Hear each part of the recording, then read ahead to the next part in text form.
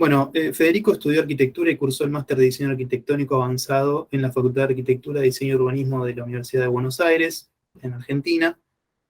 Colaboró en diferentes cátedras de investigación, teoría y crítica de esa universidad, desde las áreas de grado y posgrado, y gracias a una beca del Servicio de Intercambio Alemán, recibió un PhD summa cum laude por la Universidad Técnica de Kaiserslautern, investigando los usos de tecnologías de diseño y fabricación digital para producir proyectos a partir del estudio de edificios eclécticos de Argentina y Europa del siglo XIX. Desde 2014 colabora con Rococo Relevance, que es un grupo de investigación que indaga en las posibilidades de actualización de estrategias de diseño y tecnologías de fabricación históricas mediante herramientas digitales. Y actualmente desarrolla sus actividades de investigación y docencia en Alemania y Egipto en relación a las estrategias de diseño, fabricación digital y robótica. Y en una nota un poco más personal, yo lo conozco a Fede desde hace más de 10 años. Primero fue docente mío en la Universidad de Buenos Aires, y después colaboramos en investigaciones, desarrollamos muchos workshops similares a este, cursos, hemos hecho proyectos juntos, cursos, así que lo conozco bastante y es un placer enorme para mí que dicte una de las primeras actividades del instituto. Así que gracias, Fede, bienvenido y te dejo la palabra. Bueno, gracias por la presentación. Ya me estoy cansando de escucharla porque ya es como la séptima de los últimos 2 años, pero está todo bien. Bueno, no tengo mucho más para agregar a la presentación de Santiago.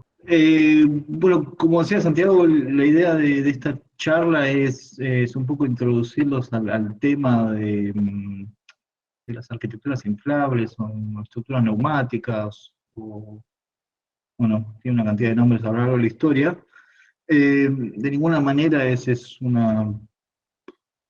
puedo cubrir toda la historia de las estructuras, porque de hecho hay infinidad de proyectos que me estaré olvidando y probablemente muchos que directamente ni conozco. Pero la idea era un poco mostrarles de dónde viene, qué sucedió, qué está sucediendo ahora en estos temas y más que nada también organizar una especie de catálogo con proyectos que puedan ser interesantes a la hora de volcarnos volcarnos en el taller. La idea del taller, como decía Santiago, por un lado tomamos este tema de las estructuras inflables. Es más una excusa para investigar sobre herramientas digitales, que ese sí es como nuestro tema, digamos, de investigación en arquitectura de los últimos 15 años ya. Y la idea de las estructuras inflables es más una excusa para ver qué cosas interesantes se puede hacer con los programas hoy en día, y sobre todo qué cosas, digamos, únicas, qué características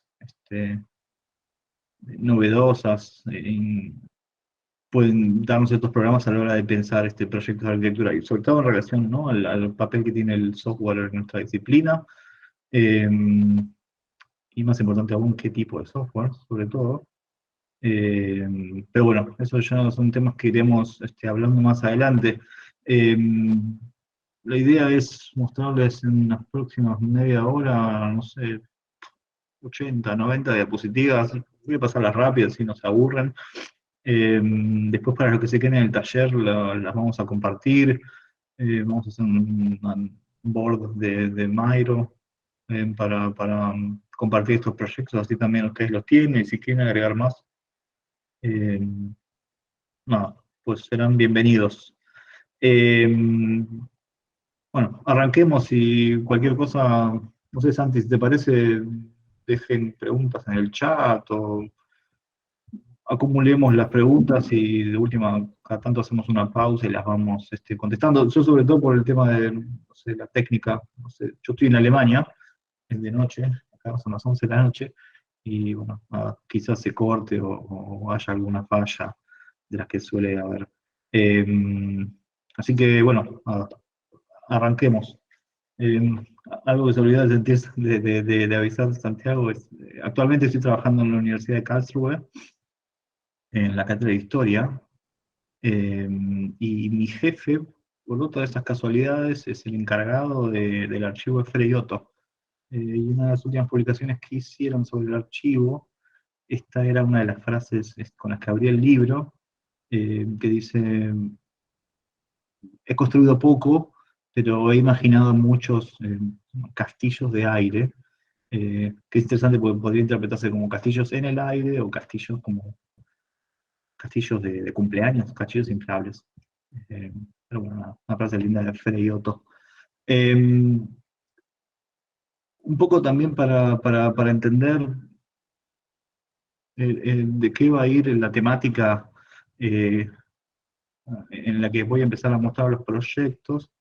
Me interesaba mostrar estos dos cuadros de, de em, una temática artística que se llama el Vanitas, ¿no? Vanitas viene de Vanus, que significa vacío, y que desde el eh, bueno, sí, barroco, rococó, la idea de la vacuidad de la vida y de lo vacío y de lo efímera que es la vida, él empezó a ser como un tema. Y parece interesante que una de las maneras de mostrar como lo vacío y lo efímero de la vida era mostrar estos angelitos inflando burbujas, ¿no? Cosas tienen como esas alegorías del bebé inflando burbuja, la burbuja duraba poco, era como el símbolo del efímero de la vida, después tenía la calavera como el símbolo de la muerte, etcétera, etcétera. Que fue un tema que perduró en la pintura y hoy por hoy pueden ver decenas de cuadros con con la misma temática, ¿no? Este es el chico haciendo pompas de jabón de Manet. Eh, y el Homo Pula es la figura que usaba Erasmo de Rotterdam para describir esta temática artística. Eh, Yendo directamente ya a nuestro tema, el principio de las estructuras inflables estuvo más relacionada con la movilidad que con la arquitectura. La primera máquina de la que se tiene referencia que funcionara a partir de una estructura inflable era la pasarola, una especie de globo con forma de pájaro, inventada por Bartolomeu de Gusmão, eh, que fue presentada ante el rey de Portugal, pero bueno, no queda otro registro eh, que estos diagramas. En realidad el gran salto que sucede en la construcción de estructuras inflables empieza a dar eh, cerca de la Revolución Francesa, cuando todavía estaba el emperador, y a partir de una serie de descubrimientos eh, físicos y químicos, digamos, empiezan a intentar producir estos globos que se elevaban a partir de entender, ¿no? La capacidad de ciertos gases de ser más livianos que el aire, y a partir de, bueno, eh, eh, aislar ese gas en una especie, en un recinto, en un contenedor sellado, podían levantar vuelo, ¿no? Este es el primer vuelo exitoso de Jacques Charles y los hermanos Robert. Jacques Charles era el científico, el físico, y los hermanos Robert eran los fabricantes. Y bueno, en 1783, digamos, levantó vuelo desde París, voló unos 5 kilómetros, y a la derecha pueden ver el destino final del globo, que es cuando aterrizó. eh, Digamos, los pueblerinos lo atacaron y lo terminaron destrozando, porque obviamente nunca habían visto un objeto así volar y descender. En el mismo año, prácticamente, unos meses después, eh, empezó el primer vuelo este, eh, tripulado por animales. Y obviamente no sabían qué sucedía a determinada altura, entonces pusieron eh, un pato, un gallo y creo una cabra. Acá está la representación de alguien que evidentemente no lo vio, a la izquierda sí, la gente que lo vio, y esto fue presentado frente al rey, María Antonieta, de hecho, y también fue bastante exitoso. Eh, Recién 10 años después se logró el primer vuelo tripulado por el hombre, eh, a cargo de los hermanos Montgolfier. Los Montgolfier, que son sí, una especie de hermanos Wright, los inventores heroicos de los vuelos aerostáticos. Incluso bueno, se planteaban a la derecha el monumento que habían planeado para homenajearlos. Eh, bueno, en esta época va a haber muchas figuras, prácticamente en 10, 15 años se van a dar un montón de innovaciones científicas más que nada, a partir de, bueno, evidentemente los éxitos de la enciclopedia y del método científico como metodología de investigación y de desarrollo. Eh, este es de Nicolas Jacques Conté, que él describe ya paso a paso, al mismo modo que la enciclopedia de Diderot y d'Alembert, describe paso a paso cómo crear estos globos voladores, desde el corte de la tela, la geometría, cómo impregnarla con látex, cómo producir el helio o el hidrógeno para llenarlas, y evidentemente cómo crear la máquina final. Eh, Ahí está a la derecha el amigo Nicolas Conté, que perdió un ojo precisamente por un experimento con hidrógeno a la hora de inventar estos globos. Hay una colección de litografías hermosa que se puede bajar en forma de póster, así que si les interesa después les paso el link. Y acá están los 10 años de los 10, las 10 innovaciones más importantes en la historia del globo aerostático: el primer vuelo con humanos, el primer vuelo con perros, el primer vuelo con caballos, los vuelos más largos, el cruce del Canal de la Mancha, cuando usaron para guerras, etcétera, etcétera. Está todo debidamente homenajeado. Y pues obviamente catalogado y distribuido de la manera que eh, los descubrimientos científicos en la post-revolución francesa se solían realizarse.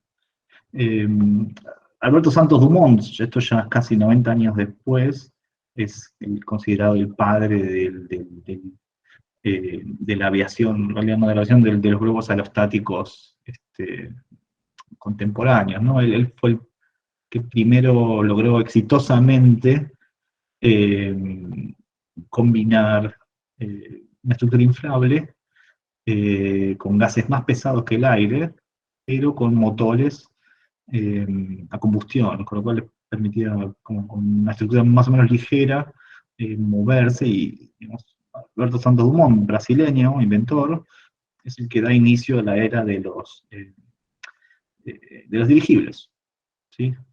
Que si ustedes alguna vez habrán visto alguna película o un documental, fueron utilizados ya en la Primera Guerra Mundial, primero como herramientas para eh, avisar enemigos, para verlos desde lejos, y luego para efectivamente como método de transporte o de guerra, ¿no? Son los primeros kite balloons. Si ven la forma rara que tenían, era porque digamos, el globo aerostático, eh, digamos, tradicional, el redondo, el circular, digamos, cuando él llegaba a determinada altura, y obviamente tenía que estar agarrado por las personas, desde abajo empezaba a girar sin control. Entonces, ¿no? Esa era la forma que encontraron los británicos y los americanos para estabilizarlo. Que después obviamente derivó ya en menos de 15, 20 años en los dirigibles o zeppelines que todos conocemos, y que obviamente terminaron trágicamente con el Hindenburg, digamos, cortando como ya esta línea de investigación en el transporte, sobre todo también porque ya el aeroplano había ganado popularidad y era mucho más seguro que moverse en estos contenedores gigantes de gases inflamables. Eh, entonces, digamos, principios de las estructuras inflables son decididamente militares. Otro caso interesante que siempre me gusta mostrar es la llamada Ghost Army, Armada Fantasma, que eran una división británica que se dedicaba a crear eh, equipamiento militar inflable, simplemente para despistar a los alemanes que ya estaban utilizando reconocimiento aéreo, pero obviamente no podían distinguir un tanque, un camión de verdad. Y bueno, esta armada, este batallón se dedicaba a diseñar y a desplegar inflables.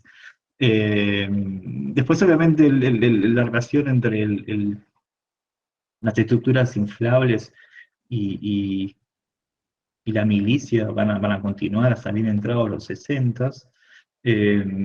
Principalmente me interesaba uno de los usos digamos, más interesantes de las estructuras inflables, que son los radomes. Radome era una mezcla de radar y domo, eh, que los inventa un señor llamado Walter Byrd para la Fuerza Aérea. Eh, Básicamente esta estructura inflable lo que hacía era proteger al radar, que era más o menos un invento relativamente novedoso, y lo protegía básicamente de los elementos, el viento. Imaginen que en esa época ya estaba la Guerra Fría en plena intensidad, y había radares desplegados en el Ártico, en cualquier cantidad de ambientes, y bueno, necesitaban ser protegidos, y el señor William Byrd, digamos, descubrió utilizando estructuras inflables a partir de una tela en neopreno, que no, o sea, protegían el radar y no provocaban ningún tipo de interferencia, obviamente, porque no eran de un material refractante para el radar, ¿no?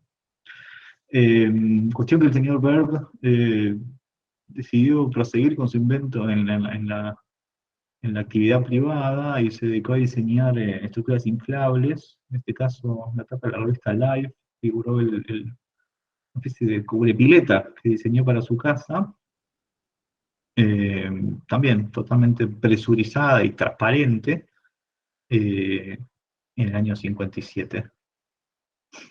Interesante este número, vamos a mostrar un par de imágenes más adelante, porque en esta época ya todas las innovaciones en arquitectura, hay proyectos de Frei Otto, proyectos de Frank Lloyd Wright, que iban, obviamente no son la dirección de los inflables, sino la dirección de los prefabricados, de los plásticos, que proponían ya no solo nuevos materiales, sino nuevas formas de vivir y de entender como la arquitectura y la construcción.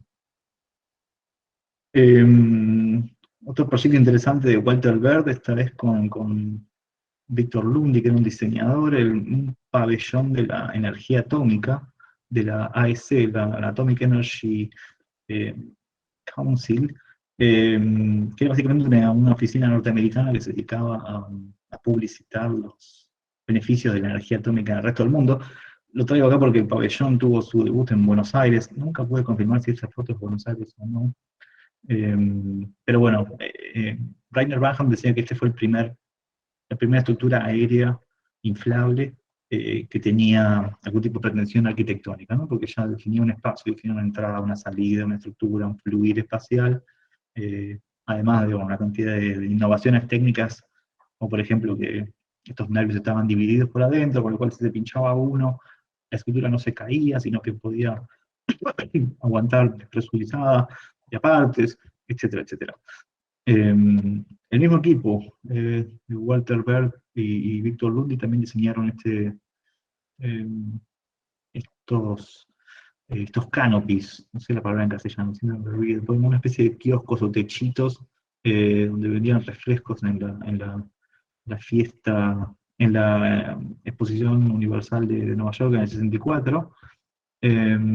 Lo mismo, ¿no? La idea de crear un objeto como eh, que ya tuviera más una función, si se quiere, arquitectónica o artística, más que puramente ingenieril o de cubrir techos y de proveer refugio. No, estas flores, digamos, aparecían como sueltas en la feria y bueno, fueron bastante exitosas.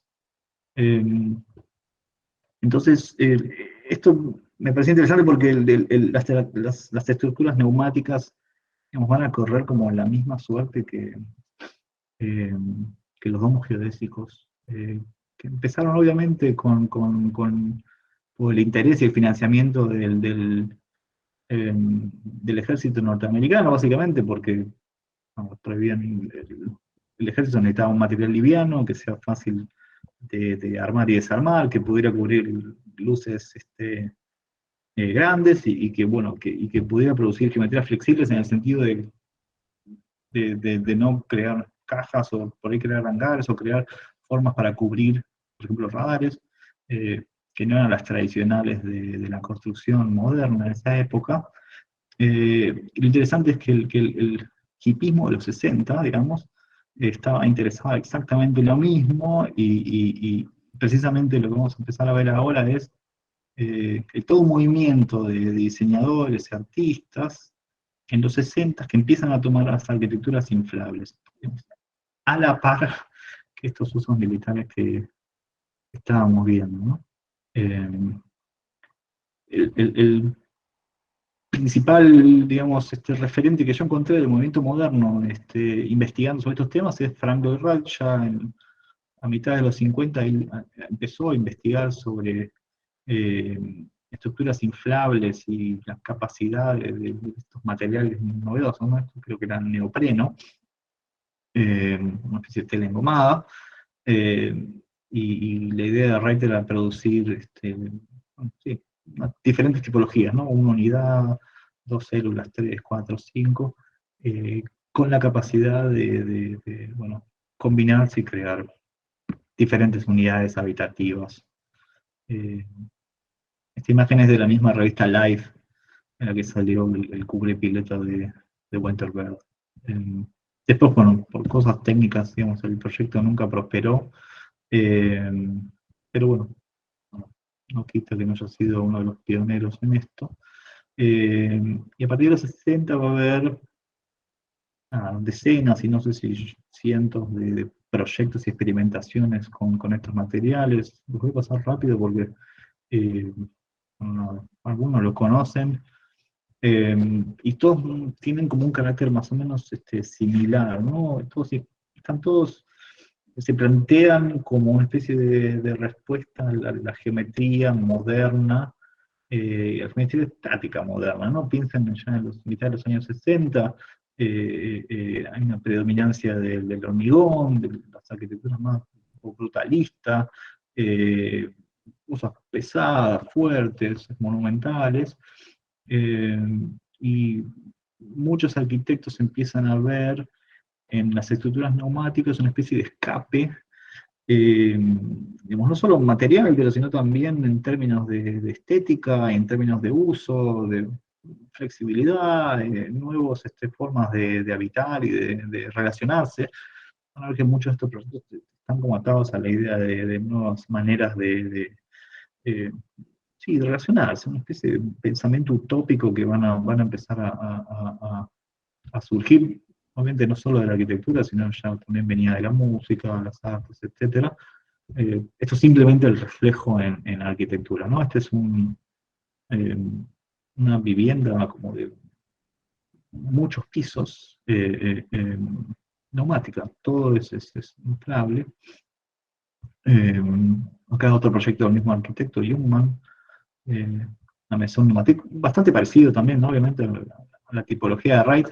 Esto lo van a ver también repetido porque precisamente el material o el tipo de estructura, digamos, funciona de esta manera, ¿no? Al distribuir uniformemente las presiones, las formas esféricas son las más fáciles de hacer, es la forma natural a la que tienden estas geometrías, ¿no? Eh, pero obviamente no quita que no hayan sido novedosas y que tengan su valor arquitectónico. El caso de Aquilgrán, bueno, son bastante famosos, supongo que ya todos lo conocerán. Ellos tenían varios proyectos inflables, o varios proyectos con estructuras neumáticas. Intentaba mostrar un par. Este era el Control and Choice Dwelling, que incluía eh, bueno, no solo espacios habitables, sino estos temas que eran recurrentes en la obra de Archigram, que era no solo pensar la arquitectura como un espacio, sino también en todos los sistemas de control eh, ambiental y tecnológico, incluso control social, que proponía la tecnología en esa época, ¿no? La fe que ante las máquinas y el uso, digamos, correcto, si quiere, de la tecnología era posible eh, nada, producir para ellos nuevos modos de habitar y de vuelta nuevos modos de relacionarse. Y de vuelta tienen que pensar esto en contraposición con la arquitectura de esa época. ¿No? Obviamente el modernismo estaba prácticamente en decadencia, pero ya existían las discusiones sobre la presencia material, la presencia inmaterial de la arquitectura. Eh, y bueno, Archigram se dedicaba no solo a dibujar sus utopías, sino también a producir estos proyectos que también planteaban una relación diferente del usuario con el ambiente, del usuario con otra gente, del usuario con la ciudad, etcétera, ¿no? Y de vuelta van a ver que la forma básica en la que tenían todos estos proyectos era una especie de burbuja o mandarina, ¿no? A partir de los gajos. Eh, para la misma época, digamos, van a aparecer de vuelta decenas de estudios de arquitectura, voy a mostrar muchos de Europa, Alemania y Austria. Estos, por ejemplo, son cogimos de Austria. Proyecto que se llama la Villa Rosa, la unidad neumática para vivienda. Y ellos ya empiezan a dar como otro giro un poco más arquitectónico a estos problemas, al integrar estructuras neumáticas a estas estructuras más mecánicas y utilizar ya eh, la posibilidad de estos elementos inflables para crear espacios, para agrandar o achicar determinados lugares y así eh, efectivamente crear una especie de vivienda que sea realmente móvil y adaptable al uso, ¿no? Imaginen, creo que este proyecto tenía una especie de como 8 partes que se inflaban y se desinflaban de acuerdo al uso que quería dársele. Eh, Cedric Price fue otro de los arquitectos bastante famosos en los 60s y 70s, uno de los pioneros de hecho en el uso de computadoras y de diseño computacional, llamémosle, fines de los 60, principios de los 70. También tuvo su dosis de experimentación con arquitecturas neumáticas. En este caso era una especie de techo para cubrir una peatonal en Londres. Eh, de vuelta pueden ver como la estética hippie eh, que le impregnaba todo.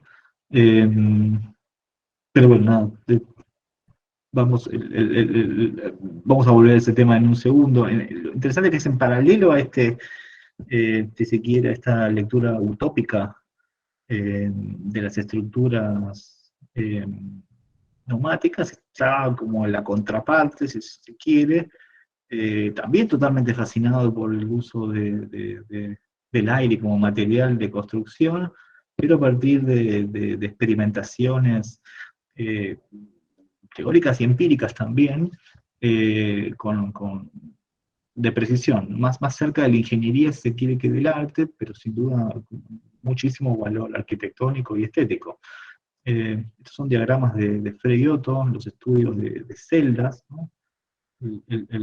Frei Otto obviamente tiene o sea, prácticamente toda su obra es sobre el estudio de estructuras livianas y del uso de membranas, y tiene también su parte de investigación en lo que él llamaba los pneumas, que era efectivamente el estudio eh, de las estructuras inflables, y bueno, estas son las imágenes famosas de él, eh, ¿no? De fotografías de burbujas para entender cómo funcionaba realmente una membrana al equipararla eh, la presión interior con la exterior, y cuando las dos presiones eran iguales se producía un plano, etcétera, etcétera. Bueno, eso obviamente me hizo acordar al Homo Bula, de los que hablábamos al principio, ¿no? De la burbuja. Pero bueno, estos son imágenes del archivo de Freire que está por aquí. Desde ya el estudio de Freire estaba, no sé qué tan cerca del hipismo estaba él, pero obviamente tenía aspiraciones más ingenieriles y de precisión que la necesidad de crear un nuevo tipo de arquitectura para crear un nuevo tipo de sociedad, etc. Al menos, vamos, la verdad no lo he investigado a Freire lo suficiente. Lo que sí uno puede encontrar ya son algunos proyectos bastante interesantes que incluían el uso de arquitecturas neumáticas. A la izquierda unos silos de granos que combinaban una especie de estructura neumática flexible y tensores. A la derecha, pues imagina que es en Egipto o en Marruecos, también las estructuras, unos depósitos, una especie de silo bolsa, asumo, presurizados. Y combinó, lo que también es súper interesante, que no sabía hasta que investigué gracias a este workshop. Freire también diseñó un dirigible que se llamó el Airfish, el pez volador, que consistía en un dirigible conformado por tres estructuras inflables que se iban hinchando y deshinchando. Volviendo un poco al aspecto hippie, si se quiere, utópico de las estructuras del aire, es interesante la figura de Rainer Banham, teórico de la arquitectura en los 60s, que él rescata obviamente la obra de Archigram en este sentido, pero un poco también la intención de él era encontrar cuál era la unidad mínima, cuál era sí, la mínima expresión arquitectónica posible de este tipo de arquitectura, ¿no? Lo que él llama la burbuja ambiental, el environment bubble, que era más ni menos que el equiparable a la cabaña primitiva, ¿no? De lo que es la arquitectura y la arquitectura clásica, que se encontraron con justamente cuál sería el origen, de dónde viene esto, cuál sería el irreductible, eh, o la forma irreductible, la tipología irreductible de este tipo de arquitecturas. Eh, Recién 40 años después, el socio Dalegre logró construir la unidad mínima, lo llamamos environmental bubble. Pero bueno, volviendo a los 60, digamos, van a empezar a aparecer estudios como ya mostrábamos, Kopp Himmelblau, estos también son austríacos, se llaman Haus-Rucker Co., que empezaban a combinar de vuelta este tipo de este nuevo material, esa nueva, si quiere, tectónica, este nuevo modo de aparecer, con problemas ya que eran clásicos de la arquitectura, ¿no? La relación con la ciudad, la relación con la historia, la relación con los edificios, los nuevos modos de habitar, las familias, etc. Y a partir de ahí van a haber cantidad de ejemplos que precisamente están como medio camino entre una especie de arquitectura high-tech y por otro lado una especie de fantasía hippie, que es precisamente una combinación súper interesante, ¿no? Acá pueden ver, no sé, tenía como estructuras de acero reticuladas, maquinaria de control ambiental, y después había almohadones inflables, o esos balloons, como globos suavecitos para tirarse bueno, relajarse. Estos son los Hausrucker, todavía siguen activos, bajo otro nombre lamentablemente, pero su obra obviamente tuvo muchísima importancia, que nada porque yendo en la misma beta que la cultura de los 60, digamos, estos estudios empezaban a aprovechar a las arquitecturas inflables para empezar a producir otra cosa en el espacio público, ¿no? Empezar a producir lo que se llamaban los happenings en los 60, que era precisamente que la arquitectura lograra ser una especie de facilitador de nuevas actividades, de nuevos modos de relacionarse, precisamente crear cosas que hasta el momento no eran posibles, que sentían que la arquitectura moderna o tradicional a esa altura era incapaz de producir. Entonces, bueno, Ausburger van a empezar a producir sus artefactos bastante extraños, pero igual me parecen como sumamente seductores, aunque no sé bien para qué servían, para estimular la conversación. Eh, Mind Expander, expansor de mentes. Eh, pero bueno, nada, los traigo porque me resultaban muy interesantes en términos de geometría. Eh, y que después también van a terminar virando hacia eh, intervenciones ya más del tipo, no sé si urbana, pero como un tamaño un poco mayor a la arquitectura, que incluyen a la gente como parte de la obra, ¿no? Esto obviamente está más cercano al performance artístico que a la arquitectura, pero precisamente en los 60 y a partir de los tumultuosos, los tumultos que provocó el mayo del 68, digamos, estos límites empiezan a borrar, ¿no? Entonces, este es el eh, Giant Billard, una especie de mesa de pool gigante en el que había sí, un inflable en el que la gente se tiraba y después había unas pelotas, que no es muy diferente a lo que sucede hoy en día en los recitales y los festivales de música, ¿no? Entonces ya en el plano artístico van a ver que estaban totalmente liberados ni siquiera de los preceptos arquitectónicos, ¿no? Esto ya como, si Banham estaba preocupado por encontrar la mínima unidad o la unidad originaria de la arquitectura inflable, digamos, el arte se dedicó a explorar más el rol de estas formas en el ambiente, en las ciudades, en la gente, y precisamente en estimular interacciones, no solo entre la gente y el objeto, sino entre la gente en sí mismos.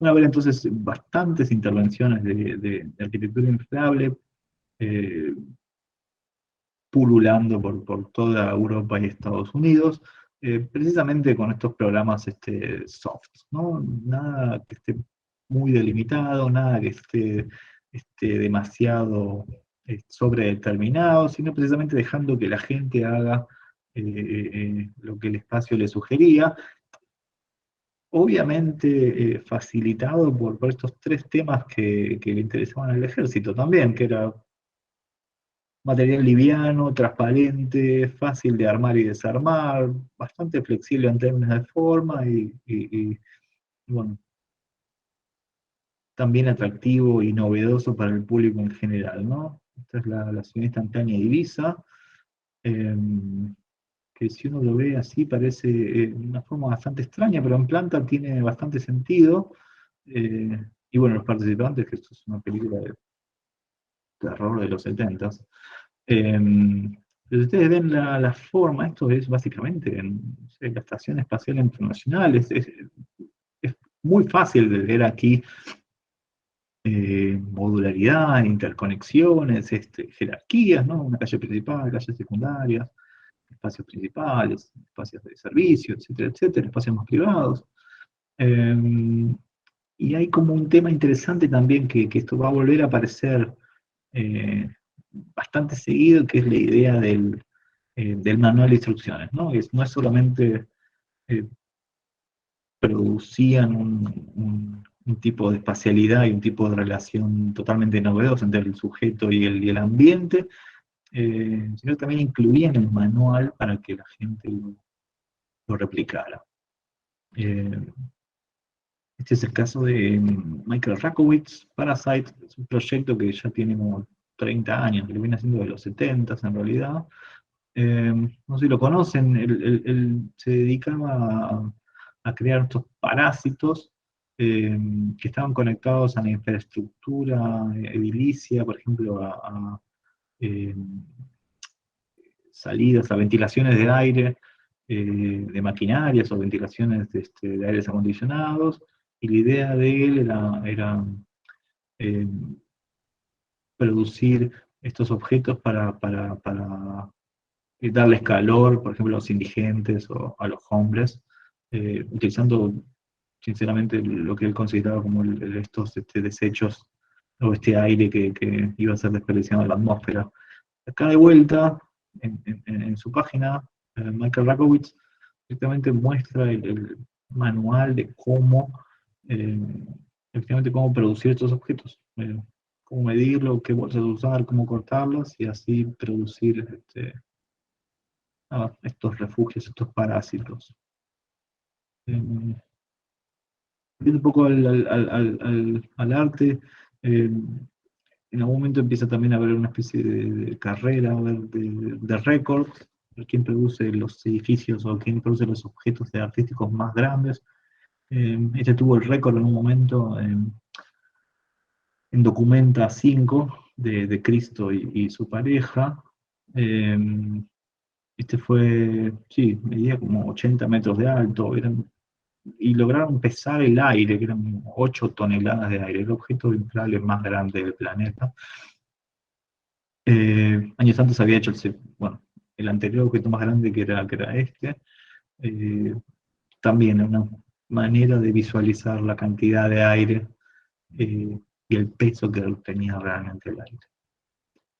Eh, Otro hito interesante para las arquitecturas inflables fue la exposición de Osaka de 1970. Eh, Ahí, digamos, los japoneses también tuvieron su oportunidad para experimentar con las arquitecturas neumáticas. Estos eran los Mush Balloons de Uno. Estaba también el pabellón de Fuji, eh, de Yutaka Murata. Eh, es interesante porque este pabellón es circular, digamos, pero no se percibe como circular, por eso es interesante cómo la forma inflable terminaba influyendo en la percepción de la planta y la perspectiva del objeto, ¿no? Eh, Otro grupo bastante prolífico en los 70s eh, en este tipo de construcciones nuevas eran eh, Ant Farm, eh, que crearon también una serie de instalaciones, primero artísticas y luego también performáticas y también arquitectónicas. Pero lo que más me interesaba para mí eh, era precisamente este manual de la hágalo usted mismo, ¿no? Esta mentalidad del do it yourself que ya tenía como su origen en la cultura, el arte, la música, el punk, etc. Digamos, el Ant Farm lo logra llevar también a las estructuras neumáticas, y esto se llamaba el inflato cookbook, que es algo que también se va a replicar luego con las estructuras geodésicas. eh, pero bueno, nada, eso será para otro workshop. Esto se puede consultar online, está gratuito, es en PDF, en colores. De hecho, la semana pasada me invitaron a un taller para construir uno de estos prototipos. Están las instrucciones, está todo bastante bien definido, porque, de vuelta, es este espíritu hippie de hacer, compartir y el utopismo.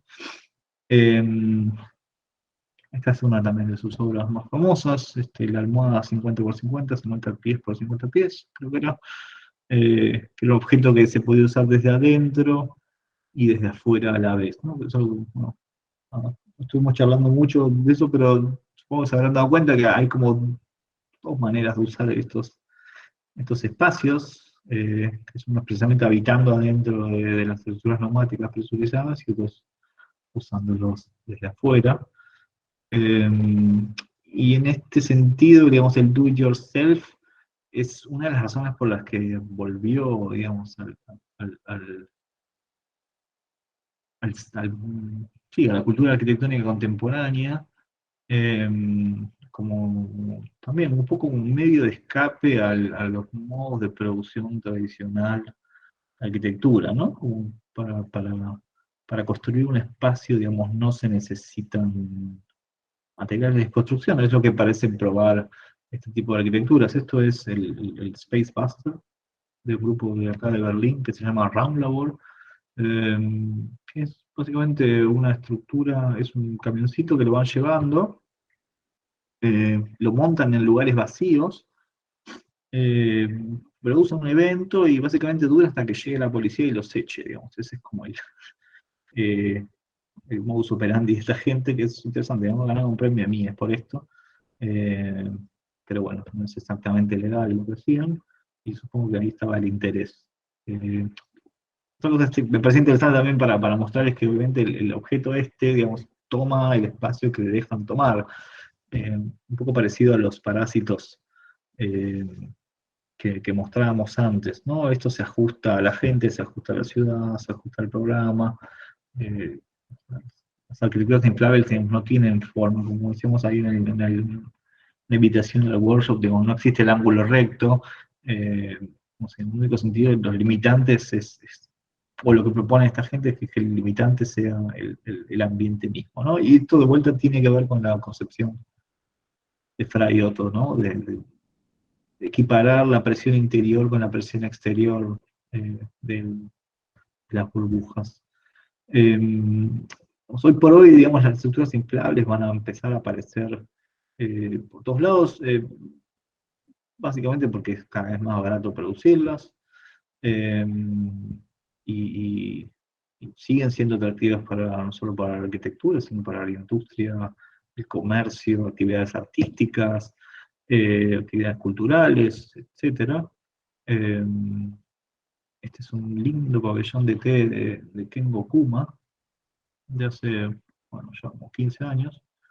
Eh, Nada, lo interesante es la forma y esta idea de la doble piel conectada por esos botones que le terminan dando una estructura más estable, digamos. Eh, pero como ven, el problema de la forma va a seguir siendo eh, tematizado. Otro proyecto con cositas inflables de Kengo Kuma, el Floating Tea House, que acá es al revés, en vez de entrar en un espacio definido por un objeto inflable, el objeto inflable digamos, funciona como soporte de eh, una tela que termina definiendo los bordes del tatami, estas plataformas o superficies tradicionales japonesas. Algunas otras aproximaciones así novedosas que yo encontré, de las cientos que debe haber, estos de Smart Architecture, Pabellón Drift me parece interesante. Eh, Ellos diseñaban como estos ladrillos inflables eh, que después terminaban como atando en diferentes alturas y los que terminaban determinando si quiere las cualidades espaciales de este lugar, que en el fondo terminaba sucediendo todo por debajo. Me parece interesante como estrategia también para definir la forma de las cosas, ¿no? Eh, Aquí otros lindos elementos inflables hace un par de años también en Corea. Eh, este es un edificio que, por lo que tengo entendido, nunca se construyó, de Dealers Cofidio, que también planteaban una especie de ampliación al museo, precisamente creando eh, un objeto inflable que se iba a ir ajustando e hinchando de acuerdo al uso, ¿no? Y de acuerdo al uso es precisamente a cuánta presión de aire hubiera, ¿no? Entonces, cuando había mucha presión, se generaba un lugar afuera más grande y crecía la cúpula, y cuando había menos presión o menos gente, menos actividades, el objeto decrecía. Otra función interesante era un puente, esto también en París, ya hace unos 10 años. Un pabelloncito que hizo Bjarke Ingels, creo que empezó siendo para un recital, para un festival de Roskilde, y luego eh, empezaron a llevar de tour. Muy parecido a las flores de Víctor Lundy que mostrábamos al principio. También una colección de esferas, digamos, fusionadas entre sí. Estas de Aeromats, un chico llamado Alexis Rochas de SciArc, de California, que lo recuperaba porque parece que va por el lado que intentamos, o vamos a intentar en este workshop, que es precisamente intentar generar una forma que al ser inflada cambie un poco, pero no cambie tanto, ¿no? La idea es empezar a domar, si se quiere, esta forma inflable. Obviamente con intenciones arquitectónicas, estructurales y espaciales, pero bueno, en esta interacción entre eh, forma y fuerzas inflables, este proyecto me parece interesante. Este ya es bastante conocido, al menos para mi generación, el pabellón inflable de la Serpentine de Cecil Balmont. La estructura inflable básicamente lo que hacía era crecía y decrecía. Nunca supe de acuerdo a qué, pero bueno, un poco mostrar también que Remcolcas están interesados en estas cosas. Y bueno, al día de hoy, digamos, las arquitecturas o los elementos inflables digamos, siguen existiendo y con bastante popularidad y salud, debería decir. Esto es una empresa llamada Air de Inglaterra que vende equipamiento de oficinas inflables, separadores, como lugares para crear meeting rooms, paredes, y bueno, son caros, pero tampoco son tan caros, 1.500 euros, 500 libras, perdón, no parece tanto.